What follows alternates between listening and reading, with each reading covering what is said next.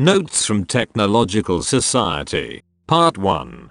Jacques Ellul and Utopia from Apocalypse to Utopia. The Trajectory of Ellul's Theology by Darrell J. Fashing, Professor Emeritus, University of South Florida, Tampa. Pardon the French pronunciations that are impossible for the current robot system.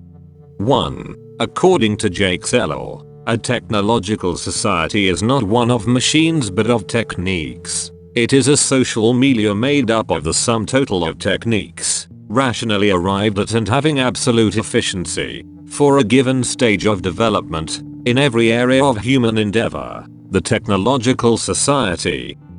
Following the great French sociologist, Émile Durkheim, Ellul argues that what holds a society together is its sense that it is sacred, and what is sacred is blasphemy to try to change. Humans treat as sacred whatever forms of power they believe govern their society and destiny. Once we humans were totally dependent on nature and struck with awe at the ability to provide for all our needs.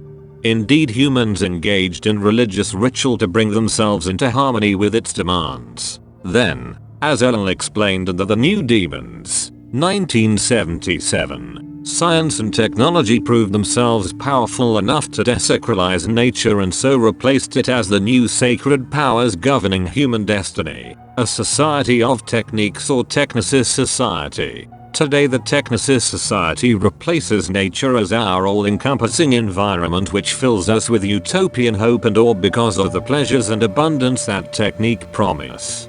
Whether with nature or technology, humans succumb to a sacred awe of the powers which govern their destiny and rob them of their freedom and capacity for critical reflection.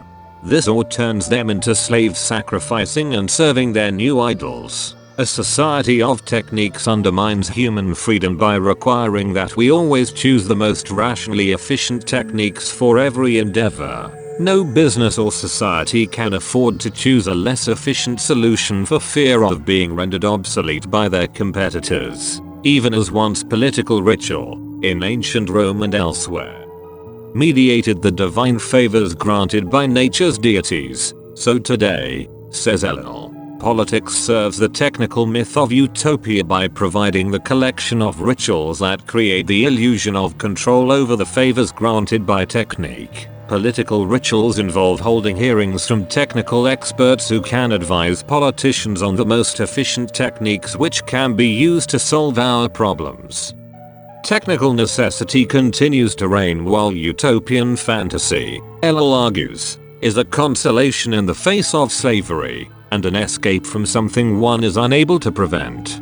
Whenever men have taken utopian descriptions seriously, the result has been disastrous in such a society. No protest against the efficiency of technique is possible or even desired because we are enthralled with the utopian world of wonders we believe technique can give us. Their promise: accept the demands of efficiency and your fondest hopes for wealth, pleasure and abundance will be fulfilled, offering a heaven on earth. Image of Tower of Babel, Conflict of Laws. Copyright sign, 2010. Do's engine pause. Go drink a glass of water. 2. For Ellul, as long as humans place all their hope in this technical society, there is no possibility of freedom or revolt against its necessities. Only the useless therapeutic revolt that allows us to protest by letting off steam by lunging at TV screens so as to be covered by the evening news. Namely that we are being heard and changing things while actually we are being reconciled to our fate. The only possibility of freedom and revolution depends on humans finding a hope in something beyond the technical system, and that is exactly what the gospel message offers. The sacred, and that is the message Ellul finds most powerfully in the book of Revelation. But one has to ask, given that utopia, like revolution, has fallen under the influence of the sacred, why can't utopia also be rehabilitated? Through an intense dialogue with his friend and colleague, Gabriel Vahanian, Ellul modified his position on utopia to align it more closely with his position on revolution. Gabriel Vahanian, God and Utopia, the Church and a Technological Civilization. In his later work, Ellul's position became more nuanced. It is no longer utopia but the popular distortion of utopia that is problematic. And so Ellul came to affirm that utopia has a biblical dimension and belongs to the order of truth known and created by the word rather than being just an image, and as such can enter into and transform the order of reality. The humiliation of the word. 1985. End of part 1. Part 2. In order to avoid misunderstanding, it may be useful to mention again what I mean by technique, often wrongly called technology.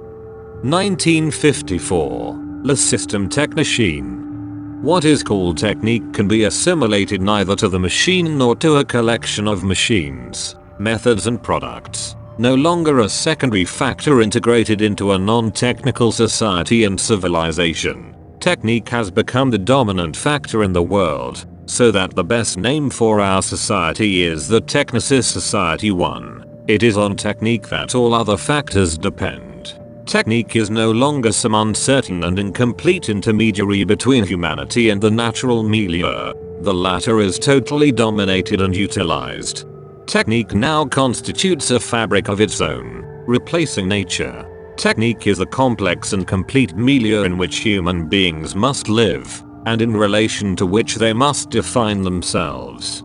The concrete example of this is the city. The city is the place where technique excludes all forms of natural reality. Apart from the city, the only choices left are either the urbanization of rural areas, or desertification, nature then being submitted to a technical exploitation controlled by a very small number of people. Each element has a meaning or significance only within the ensemble. Any modification of an element has repercussions on the ensemble and modifies it. Any modification of the ensemble likewise modifies the elements of their relationships. Privileged, almost exclusive relationships exist among the elements of the system, regardless of what is situated outside the system. It is thus necessary to consider technique as an ensemble. Technique obeys a specific rationality. The characteristics of technical progress are self-augmentation, automation, absence of limits, casual progression, a tendency toward acceleration, disparity, and ambivalence. Nevertheless, technique is lacking in one of the essential characteristics found in any organized ensemble: reaction. It is not yet able to control its errors and dysfunctions, to react on its source and modify itself. Learning how to use rightly or do good with such and such a technique does not much matter, since each technique can only be interpreted within the ensemble. If technique is a milieu and a system, the ethical problem can only be posed in terms of this global operation. Behavior and particular choices no longer have much significance. What is required is thus a global change in our habits or values, the rediscovery of either an existential ethics or a new ontology. End of part 2. Excerpts from a synopsis and analysis. Jacques Ellul, James Fowler. Many critics have misunderstood Ellul's diagnosis of the world's social ills via technique, because they have wrongly perceived that he was attacking technology. This is understandable among English-speaking readers and critics due to the mistranslation of his books. His most influential sociological book, with the English title, The Technological Society, was originally entitled in French, Technique, the Stake of the Century. For example, technique is not the same as technology, not in French, nor in English. Ellul's issue was not with technological machines but with a society necessarily caught up in efficient methodological techniques. Technology, then, is but an expression and byproduct of the underlying reliance on technique, on the proceduralization whereby everything is organized and managed to function most efficiently, and directed toward the most expedient end of the highest productivity. Ellul's own comprehensive definition is found in the preface of The Technological Society. Technique is the totality of methods, rationally arrived at and having absolute efficiency, for a given stage of development, in every field of human activity. According to Ellul, technique necessarily came into play at the fall of man into sin. Technique became universally totalitarian in modern society as rationalistic proceduralism imposed an artificial value system of measuring and organizing everything quantitatively rather than qualitatively. Like cancer in a living organism, the systematization of technique pervades every cell of our modern technical and technological society. The subtle illusion of this invasive methodology of technique is that people view technology as the liberator of mankind, the operational instrument that sets them free from natural function. Quite the contrary, says Ellul. Technique enslaves people, while proffering them the mere illusion of freedom, all the while tyrannically conforming them to the demands of the technological society with its complex of artificial operational objectives. Next episode. Based on Jacques Ellul's radical ideas and deep understanding of technological society, we unravel the hidden cost of technological progress. Thank you for tuning in.